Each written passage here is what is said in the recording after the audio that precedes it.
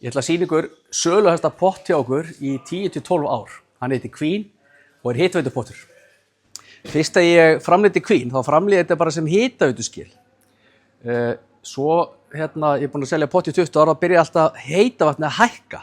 Þá fór ég að hugsa, hvað er hægt að gera til þess að halda reksturum eins lágum og mögulegt er? Og það er náttúrulega sjálfsögum með einangrun. Við vitum að svo við tjaldi, þar fyrir hitun út, ef þú ert í hjólhýsi þá helst hann inni og þetta er svona eiginlega sama system. Það er heitt vatnin onni og við erum með einangrun,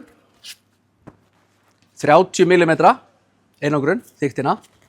Svo er einangrun líka hérna á skelinni og hún er svona cirka 3-4 mm og svo er líka einangrun hérna í klæðningunni. Ef þú fer til dæmis á N1 og kaupir kaffi, það er bara pínu lítið eða þunnt glasi sem þú drekkur kaffi úr og þú finnur engan hita í gegn.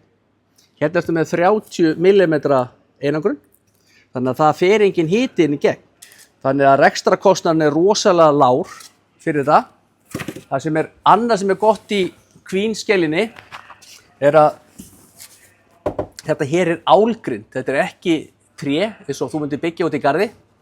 Þannig að álið það er alltaf stöðugt í hita eða kulda. Ef þú ert með tré eða blotnar og kulda og hiti þá hreyfist svona timbur. Þannig að það er betra að vera með ál.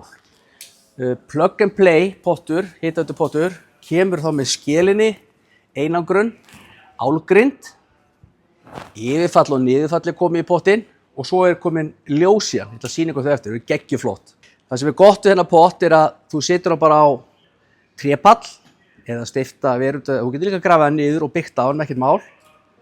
Og hann er 100% múseldur. Það er það sem er gott við Queen Plug and Play.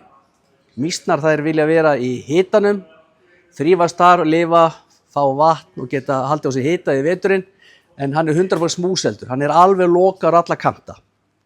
Það er gott við það. Nú ætlum ég að sýna þér ljósið. Í Plug and Play er stóri ljósapakkin. Það eru ljós undir alla drykki, allar hringinn. Svo eru litla týrur hérna í pottinum, 8 svoleiðis ljós og svo er eitt svona master light sem er hérna svona undirvarslýsing sem er hér, sem gefur fallega birtu. Ljósapakkin getur skipt lit, getur verið hvítt, grænt, rautt, blátt, alls konar blikka fyrir krakkana, sjáu þið. Þannig að það er mjög huggulegt að geta farið í heita pottin, myrkur úti, janúar, febrúar, mars, ömurlegt veður, farið út í pottin, kveikt á ljósunum og haft góða stund með fjölskyldunni.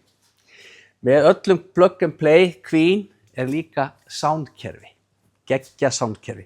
Þannig að þú getur tengst bara með Bluetooth, það er bassabotn og tónlistin Ómar og allir í stuði getur hlusta á podcast. Ég fyrir oft í pottin á morgnana, hlusta á bylgjuna sem byrjar klukkan 7, þannig að þetta er rosalega þægindi.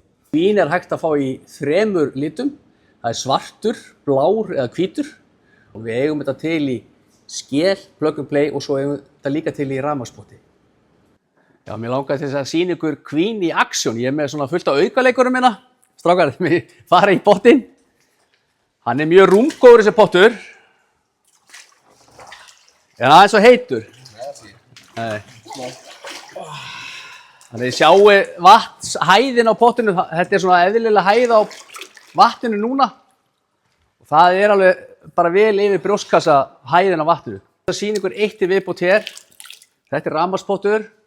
Þetta eru klórtöflur og ég mæli með því að nota þetta líka í hitaveitupotta eða Plug and Play potta. Þá er potturinn alltaf tandur hérna og góður. En takk fyrir í dag og við kveðjum frá heitipotta.is á Fossási. Bye. Bye. Bye. Bye. Hvað, það er ekki að stoppa vídeóið það?